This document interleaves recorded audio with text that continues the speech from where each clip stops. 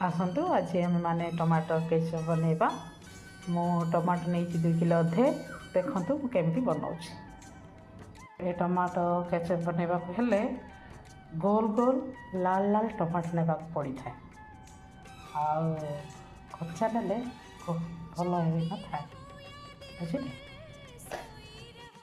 Tomato मु pressure पकई देछि दीटा तापर रसुण केते कोला नहीं जीवा तापर पियाज काटी किछि नहीं जीवा और गोटे छोट कपड़ा नहीं जाइछि। खड़ा मसला सब नहीं जाइछि जावित्री गोलमरीच अलैच स्टार तापर दालचीनी आसु एटा बांधी नेबा।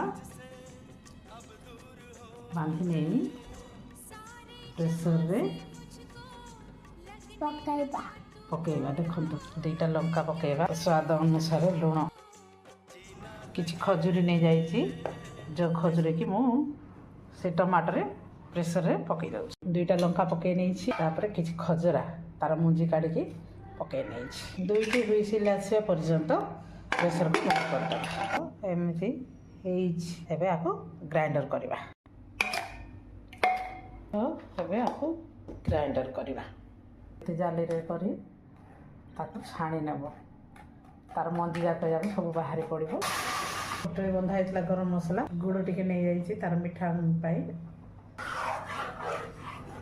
बेसी दिन रखा पहले विनेगार चामच पकेवा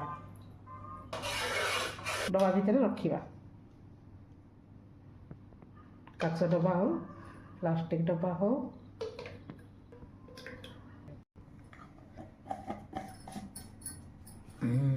गला रेडी टमाटो केचप।